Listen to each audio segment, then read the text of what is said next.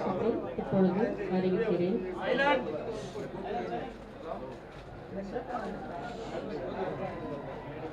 இன்று புரட்சி தலைவி நம் இதய தெய்வம் அம்மா அவர்களின் பிறந்த நாளான நன்னாளில் இந்த முடிவை அறிவிப்பதற்காக காத்து கொண்டிருந்தேன். எங்களின் அரசியல் பிரவேசத்திற்கு இப்போ ஒரு இயக்கமாக பேரவையை தொடங்கி இருக்கிறோம்.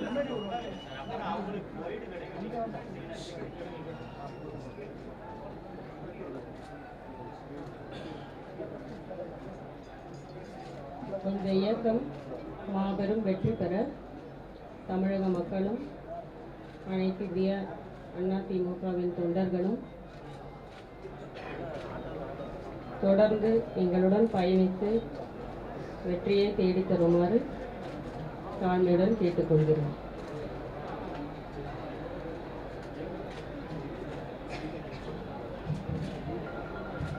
எம்ஜிஆர் அம்மா தீபா பேரவை என்ற பெயரில் இந்த இயக்கத்தை அதிகாரப்பூர்வமாக இன்று தொடங்குகிறேன். இதில் முக்கிய தீர்மானங்கள் 2 நிறைவேற்றுவதை எங்கள் உறுதிமொழியாக ஏற்றுக்கொள்கிறோம். முதல் தீர்மானம், அம்மாவின்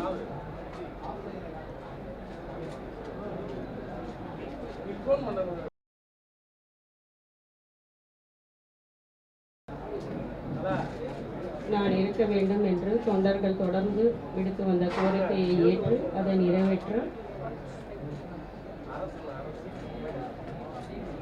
நிறைவேற்றும் வகையில் பணிகளை தொடரவிருக்கிறேன். 2வது, எனது தலைமையை ஏற்று அனைத்திந்திய அண்ணா திமுகவின் கோடான கோடி உண்மை தொண்டர்களுடன் தொடர்ந்து போராடி இரட்டை இலையை மீட்போம் என்ற உறுதிமொழியும் ஏற்றுக்கொள்கிறேன்.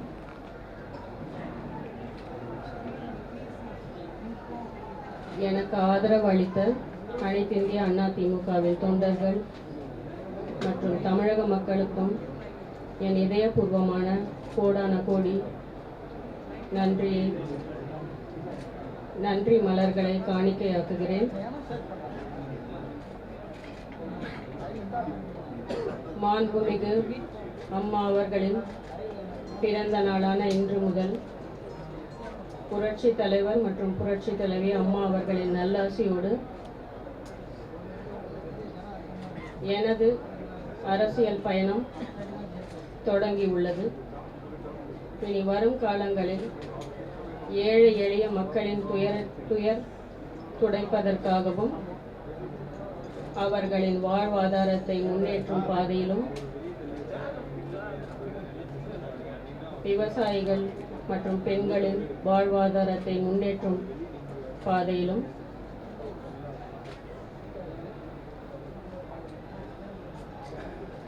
இளைஞர்களுக்கு வேலை வாய்ப்புகளை உருவாக்கி கொடுத்து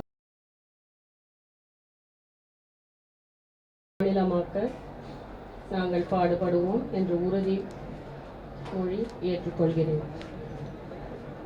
அம்மாவின் கனவை நினைவாக்கி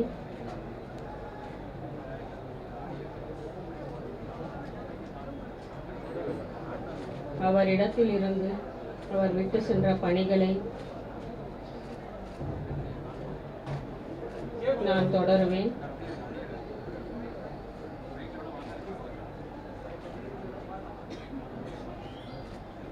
தற்போது உள்ள அரசியல் சூழ்நிலையில் ஜனநாயக படுகொலை செய்யப்பட்டிருக்கிறது.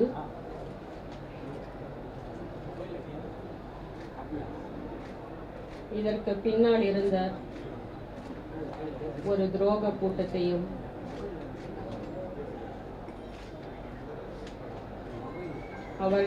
அவர்களின் பிடியில் இருந்து தமிழக மக்களையும் விடுவிக்க வேண்டும் என்ற நல்ல எண்ணத்துடன் இந்த பயணத்தை நான் தொடங்கி இருக்கிறேன்.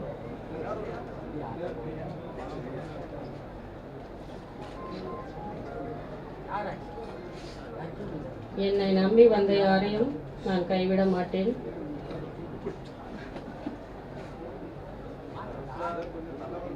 தமிழக மக்களை முன்னேற்ற பாதையில் அழைத்து சென்று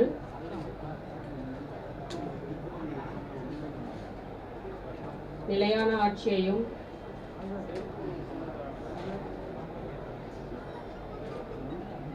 ஒளிமயமான எதிர்காலத்தையும் நிச்சயமாக நாங்கள் உருவாக்குவோம்.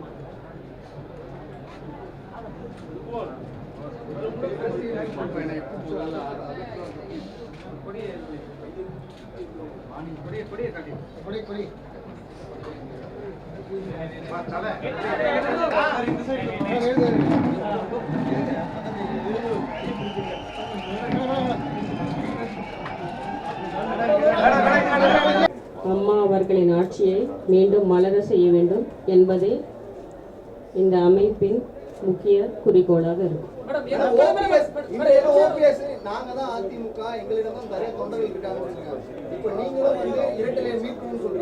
இதற்கு முன்பு நடந்த சந்திப்பின் போது நாங்கள் இருவரும் சேர்ந்து செயல்படுவோம் சொன்னீங்க.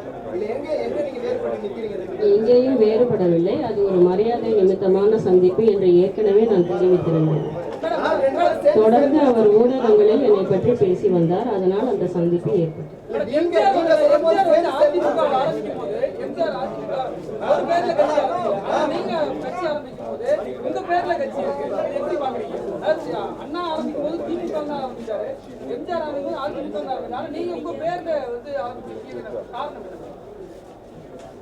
அதாவது அவர்கள் வழியில் நான் அந்த அரசியல் பயணத்தை கொண்டு செல்வேன் என்பதற்கு அடையாளமாக தான் இப்படி ஒரு பெயரை நான் முடிவு செய்தேன்.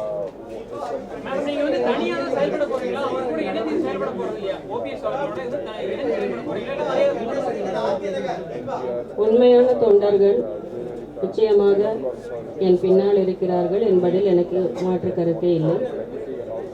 அதன் அடிப்படையில் தான் இந்த பயணம். Deepaji, are you contesting in RK Nagar constituency? I will definitely contest from RK Nagar constituency.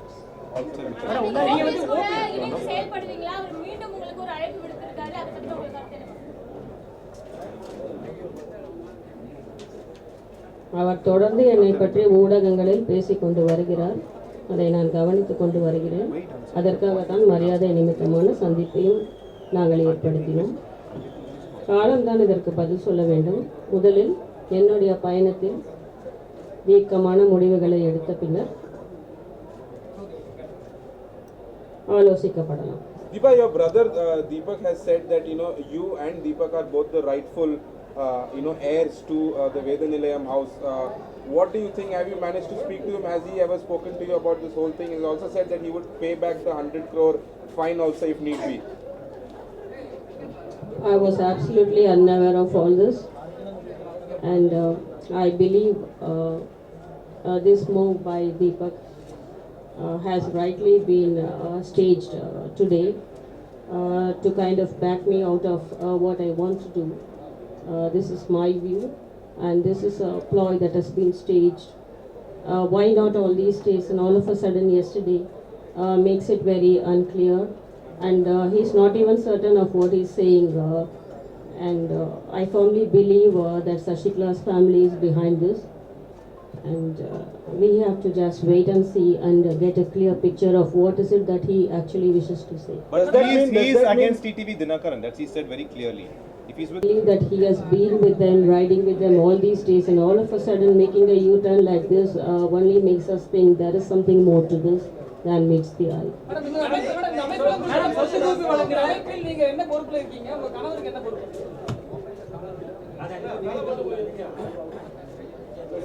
இந்த அமைப்பு அரசியல் களத்தில் பணியாற்றுவதற்காக ஏற்படுத்தப்பட்ட அமைப்பு. நாங்கள் தொடர்ந்து மக்கள் பணிகளை ஆற்றி அவர்கள் கருத்துக்களை சேகரித்து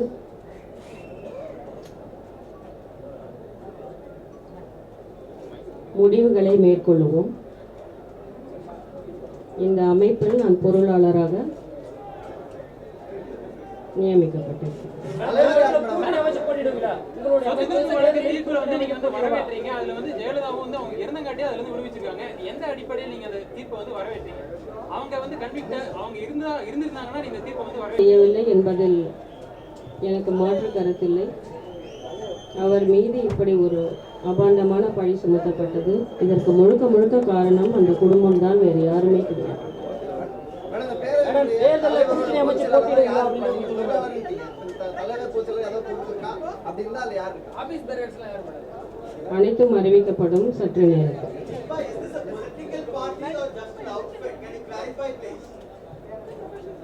This is a federation at this moment, and we expect to unite the supporters of Amma and the carer under one roof and work towards a good future.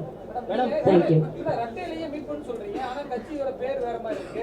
எப்படி மேடம் முரண்படுது? பொதுக்குழு உறுப்பினர் இது இருக்காங்க. ஒரு அமைப்பு தான், இது கட்சி கிடையாது.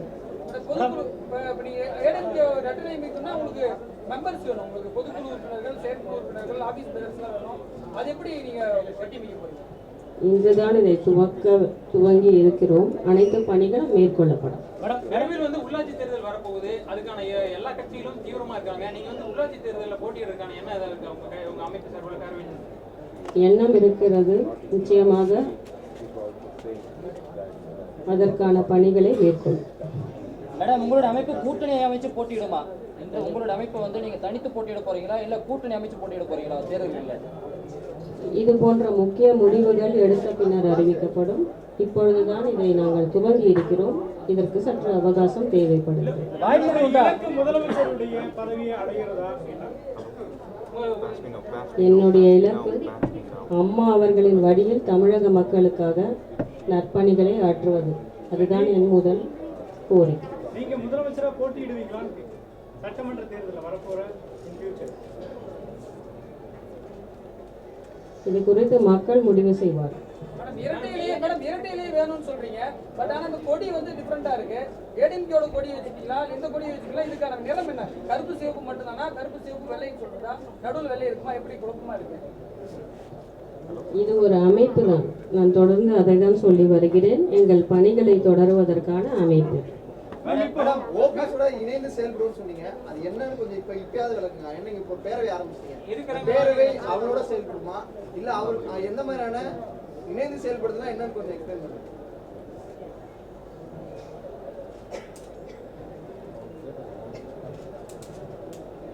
நான் அவரை சந்தித்தது ஒரு மரியாதை நிமித்தமான சந்திப்பு என்று ஏற்கனவே தெரிவித்திருந்தேன்.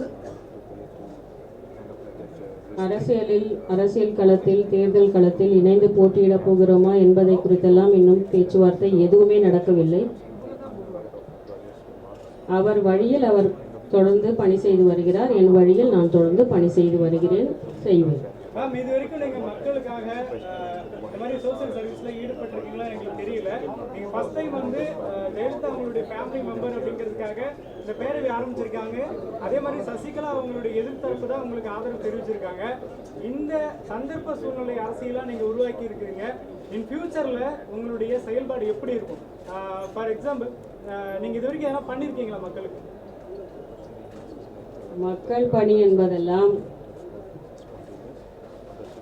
அவரவர் விருப்பத்திற்கேற்ப நடைபெறுவது கிடையாது. முதலில் மக்கள் அதை விரும்ப வேண்டும். நாம கையில் எடுத்துக்கொள்ள முடியாது. இப்பொழுது உதாரணத்துக்கு சசிகலா அவர்கள் கையில் எடுத்துக்கொண்டார்கள். என்ன பணி செய்தார்கள்? அவரிடம் கேளுங்கள். மக்களுக்காக என்ன செய்தார்கள்?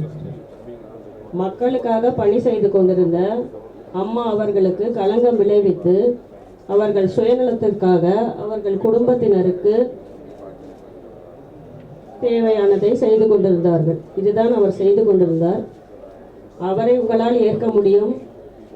ஆனால் உண்மையாக நல்ல சிந்தனையோடு தமிழக மக்களுக்காக எனது வாழ்க்கையை நான் அர்ப்பணிக்க விரும்புகிறேன். இதை மக்களும் தொண்டர்களும் அனைத்து இந்திய அண்ணா திமுகவின் தொண்டர்களும் நிச்சயமாக புரிந்து கொள்வார். மேடம், ரெட்டையிலேயே மீட் பண்ண சொல்றீங்க. ஆனா நீங்க வந்து பேரவை அமைச்சிருக்கீங்க. ஒரு கட்சியா இருக்கும்போது தான் வந்து ரெட்டையில வந்து மீட்கக்கூடிய ஒரு சூழல் உருவாகும். அது எப்படி சாத்தியமாகும்? உண்மை தொண்டர்களை கேளுங்கள், அவர்கள் மனநிலை இதுதான். அவர்கள் நான் அரசியல் களத்தில் உடனடியாக தலைமை ஏற்க வேண்டும் என்றுதான் விரும்பினார்கள்.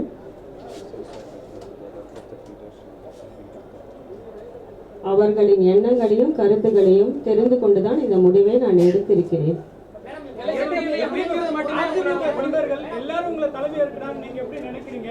ஏன்னா நீங்க திடீரென்று ஒரு ஊடகத்தால் விமர்சிக்கப்பட்டு பல்வேறு கேள்விகளுக்கு ஆட்படும் பொழுது நீங்க உறவினருங்கிற ஒரு செய்தி வந்து வெளியே வருது. அதுக்கு பிறகுதான் உங்களை வந்து தேர்ந்தெடுக்கிறதுக்கான ஒரு மனநிலை, அதாவது ஒரு எதிர்நிலை யாராச்சும் வரணும் அப்படிங்கறத நினைக்கிறாங்க. இந்த நிலையை நீங்க பயன்படுத்திக்கிறீங்கிறதுல மாற்றுக்கிறது கிடையாது. உங்களை தான் தேர்ந்தெடுத்தாங்க. எந்த நிலையையும் எந்த காலகட்டத்திலையும் நான் பயன்படுத்திக் கொள்ளவில்லை. முதலிலிருந்தே நான் சொல்லி வருகிறேன், மக்கள் விரும்பினால்தான் இந்த பணிக்கு நான் வருவேன் என்று. இதை கட்டாயம் என்று சொல்ல முடியாது, ஆனால் நிச்சயமாக அதை விரும்புகிறார்கள். அதன் கருத்து கணிப்பெல்லாம் எடுத்துவிட்டு அவர்கள் கருத்துக்களை சேகரித்துவிட்டு பின்பு இந்த முடிவை நான் எடுத்திருக்கிறேன்.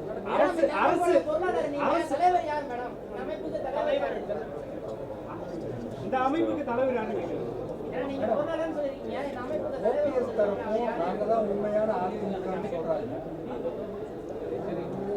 இல்ல மேம், இப்போ நீங்க போட்டியிட்டா கூட இது ஒரு குடும்ப அரசியல் மாதிரி தானே இருக்கும்.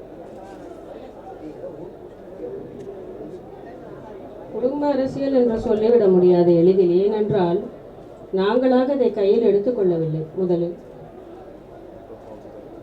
இந்த இடத்தில் நான் இன்று அமர்ந்திருப்பது மக்களின் விருப்பம், என்னுடைய தனிப்பட்ட விருப்பம் இல்லை. மேடம், போன வருஷம் நீங்க இதே நாள் சிஎமோட ஃபார்மர் சிஎமோட பர்த்டே நீங்க என்ன பண்ணீங்க?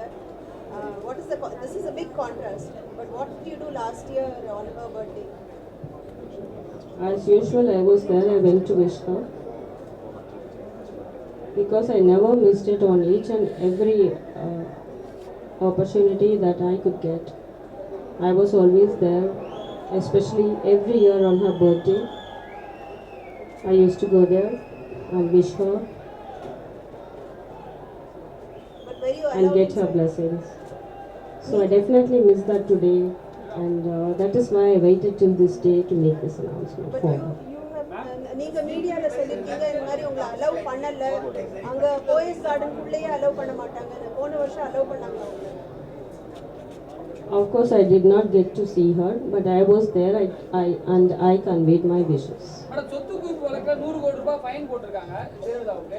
அந்த கடனை வந்து தீபக் வந்து 2 பேரும் சேர்ந்து கட்டணும், இல்லைன்னா நானே கட்டணும்னு சொல்றாங்க. நீங்க எதுனா கடனை அந்த கட்டத்துக்கு அபராதத்தை கட்டத்துக்கு நீங்க எதாவது கொண்டு வருவீங்களா?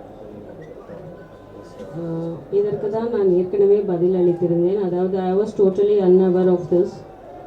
இப்படியெல்லாம் ஒரு கருத்தை வெளியிடுவார் என்று எனக்கு அறவே தெரியாது. இதற்கு பின்னால் நிச்சயமாக அரசியல் சூழ்ச்சி இருக்கிறது என்று நான் நினைக்கிறேன். நீங்க பணத்தை கட்டுவீங்களா? அபராதத்தை நீங்கள் வாரிசு என்ற அடிப்படையில் கட்டுவீங்களா அல்லது விட்டுவீங்களா?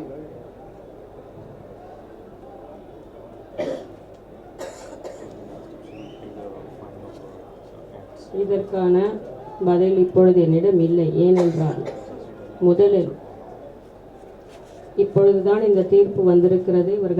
அவர்களை இந்த வழக்கில் உடன் இருந்தவர்களை சிறையில் அடைத்திருக்கிறார்கள். அடைத்த பின்னர் ஒரு சில நாட்களில் இது போன்ற ஒரு கருத்தை முன்வைத்திருக்கிறார். ஆகையால்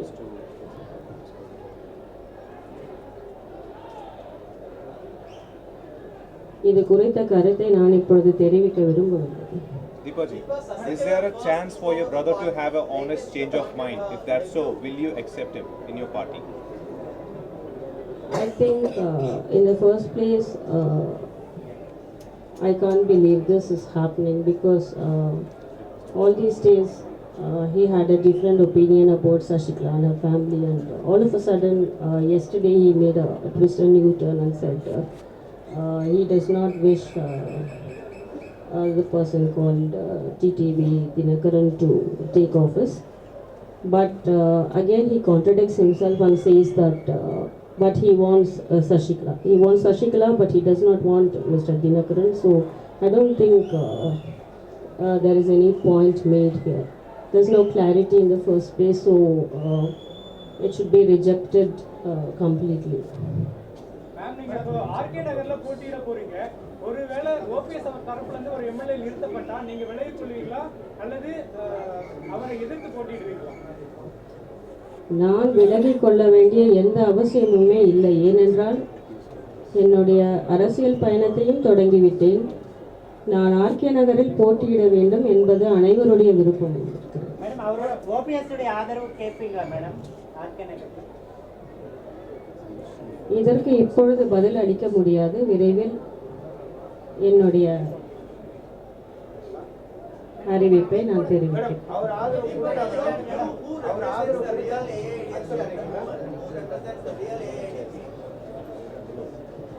The cadre, the real cadre, they represent the AIADMK. First, Sasikala took over the party. Later, she brought in a nephew, Nilakanta as Deputy General Secretary. How do you see this development? This was a planned event, as I had said much earlier, and it comes as no surprise. The family had planned to take over, capture the party, hijack the party much earlier, I think way back in 2011 itself, which is the primary reason for my aunt, Madam Jayalalitha, to throw them out, not even sparing the basic membership. I think this is a case in point, and it needs to be highlighted at this moment. Because once again coming back to the long-standing question, OPS today also stated that he will ask for an enquiry in which the centre should also participate. Now the point is that AIMS was always there when Madam Jayalalitha was given treatment. How do you see this statement? Will you also go for an enquiry with the central government involving in it? I had always demanded for all the details of the treatment to be published. I had been there standing outside the hospital since the first day she was admitted, and I was not allowed. So I was completely and intentionally kept out in my view. I think it is high time that all the details are made public. That's all I can say for now. Madam, the court has said Edappadi K Palaniswami இருக்கிறாரு. இப்போ அவரோட செயல்பாடு எப்படி இருக்கிறதா நீங்க நினைக்கிறீங்க?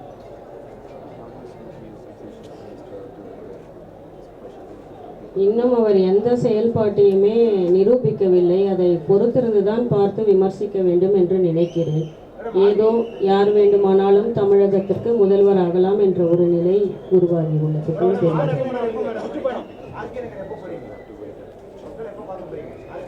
எனது சுற்றுப்பயணத்தை நான் தொடங்க உள்ளேன். முதல் கட்டமாக ஆர்கே நகரில் தான் என்னுடைய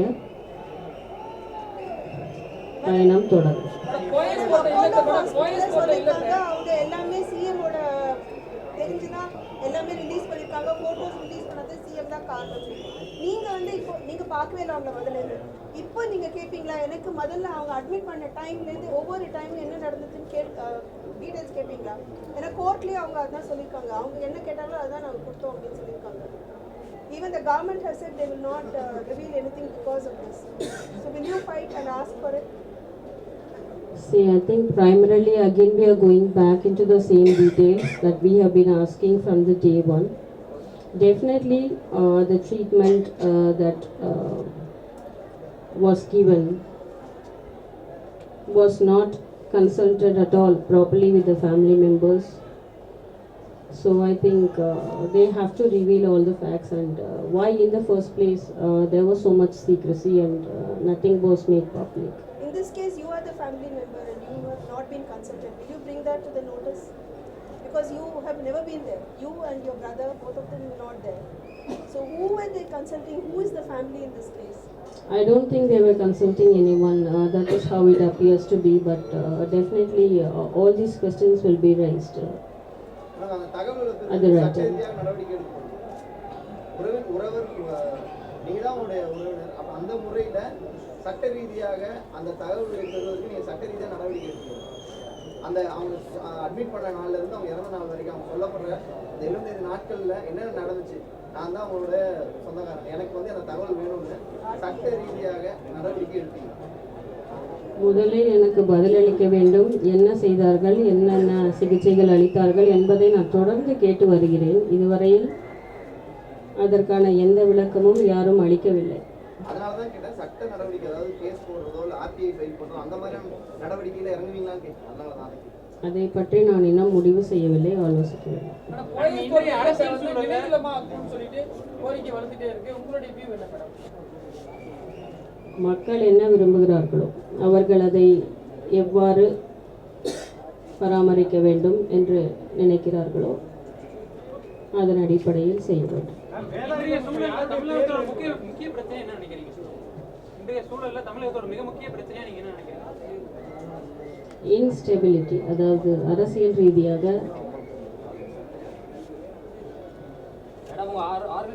நல்ல நிலையான நம்பிக்கையான எதிர்காலத்தை தரக்கூடிய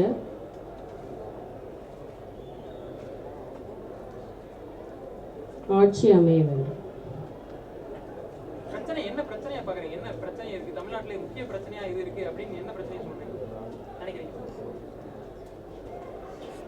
பல்வேறு பிரச்சனைகள் நிலவி வருகின்றது. உதாரணத்துக்கு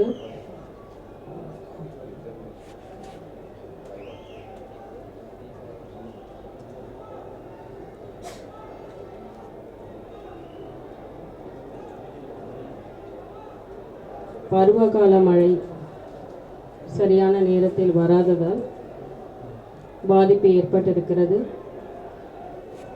விவசாயிகள் பிரச்சனை பெரிதாக உருவாகி இருக்கிறது. இது போன்ற பிரச்சனைகள் இருக்கின்றது.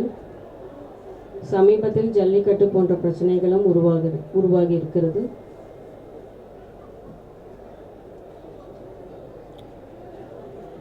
இதற்கெல்லாம் உரிய நடவடிக்கைகள் எடுக்க வேண்டும். நீங்க இப்படி சொல்றீங்க, ஆனா தீபக் என்ன சொல்றாருன்னா ஏடிஎம்கேவும் பன்னீர்செல்வம் டீம் ரெண்டு அணியா சசிகலா டீமும் பன்னீர்செல்வம் டீமும் இணைஞ்சு செயலாற்றணும், பன்னீர்செல்வம் வந்து போஸ்டிங் திருப்பி வரணும் அப்படின்ற மாதிரி நீங்க சொன்ன யூட்டர்ன் வந்திருக்காரு. என்ன காரணம் நினைக்கிறீங்க? சசிகலாவின் குடும்பம் இதற்கு பின்னால் இயக்கிக் கொண்டிருக்கிறார்கள் என்பதுதான் இதற்கு காரணம். வேற எதுவும் இருப்பதாக தெரியவில்லை. சசிகலா டீம் தான் எதுக்குறாங்க, தினகரன் தான் எதுக்குறாங்க. அவரு தீபக் எதுக்குறது யாருன்னா தினகரன் சொல்றீங்க. நீங்க இயக்கிறதும் வந்து சசிகலா குடும்பம் எப்படி புரிஞ்சுக்கிறது? யாருன்னு சொல்றீங்க? எதுக்கு தீபக் எதுக்குறது Dinakaran? Are you stating that Natarajan is behind the game? Because Shashikala is I am stating that all of them are behind the game. The entire family is behind the game. Madam, அதிமுகவே இல்லாத தமிழகத்தை உருவாக்க வேண்டும் அப்படின்னு BJP சொல்லியிருக்காங்க. இதை பத்தி உங்க கருத்து என்ன? அதற்கான சந்தர்ப்பம் இல்லை என்று தான் நினைக்கிறேன். அதற்கான சூழல் என்றுமே உருவாகாது. திராவிட இயக்கங்கள் தான் இங்கு இருக்க வேண்டும் என்பது அனைவருடைய விருப்பமாக இருக்கும். உங்களுடைய இயக்கம் திராவிட இயக்க பாணியிலேயே செயல்படுமா? நிச்சயமாக. பேரவை தொடங்கியிருக்கீங்க, இந்த பேரவை தொடங்கி அதிமுக மூன்றாக உடைந்தது என்று சொல்லலாமா? கணிசமான தொண்டர்கள் 3 பிரிவா பிரிஞ்சிருக்காங்க உங்களோட உட்பட. அதிமுக இன்று மூன்றாக உடைந்திருக்கு அப்படின்னு சொல்லலாமா? அப்படி உடைந்திருக்குன்னு சொன்னா அதை ஒன்றிணைப்பதற்கான வேலைகள் என்ன செய்யுங்க? அதை இணைத்து இரட்டைகளை மீட்பதற்கான அரசியல் பயணம்தான் இது. நன்றி.